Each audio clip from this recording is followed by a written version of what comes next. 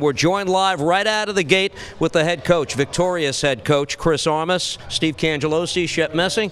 We're fine. Congratulations on the win. You worked for that one. What was better in the second half as opposed to the first?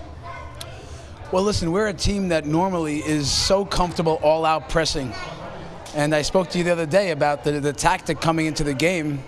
And you can see in the first half, our guys aren't so comfortable, in more a mid-block. And you can see they almost wanted to change the tactic on their own. But at halftime, we talked a bit about what was going to be important, how to stay a little more compact, and still have moments where we could press. And we talked about some of those triggers.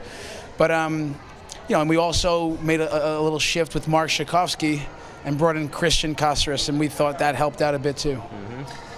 Chris, you're getting a reputation, rightfully so, for being a coach who really knows how to analyze a game the first 45 minutes.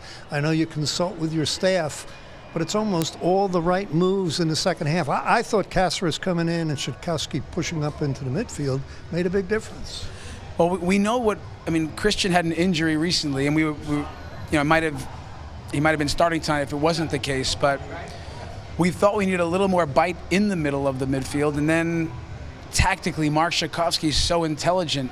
On certain nights when it calls for where we have the ball a bit more, Derek Etienne is always a slasher and a runner, but it did need a little more tactical approach in the second half from that position. And I think we saw that Mark understood that really well. And again, our guys grew into the game, and right away they could see that we were hard to break down, and we knew we could get some chances. Your goalkeeper and captain called the aftermath of the loss to Columbus last week complacent. That resonated a lot in the locker room. Did it resonate with you, and was the week and the build-up to this game maybe a little different than most others this season? The week was largely the same, but what we focused on this week mostly was being ourselves. And we talk about a lot of details, but we focused on the most important details that are true to us, which, it's the counter pressing, the running all together, sprinting, and pressing. But this week was a different type of pressing. We did it more out of a compact shape. Chris, one of the best moments I saw from up in our TV booth after the game ended, and it speaks to really how you have this team. You have this team in control, and behind you is when I saw you with Maria. And Maria, you were patting him on the head, he was smiling, he was laughing. I mean, that speaks to the testimony of how you have this group together.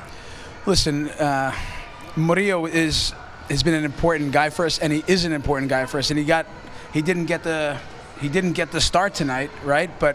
And that, even when the team wins, it's hard for a player to almost feel totally happy when the team wins without you in there. But he's been solid. We just had a hunch to go with Reese Buckmaster tonight, and I thought Reese had a great game. But to be very clear with Murillo, if you would have saw it when we found him a few years back, and now that he's worked hard to tactically, physically, speaking perfect English. He's an amazing person and player, so that moment was, a nice one for me too. Good for you. We also caught this post-game. You had a stern address to your team after the game as well. You're an emotional guy by nature. What was the message here as you huddled up?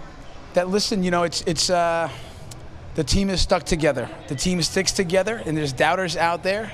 And at halftime, helping them understand more what happened tonight, that we were a little uncomfortable with the plan. And that I said, guys, just trust me. And we stuck to it.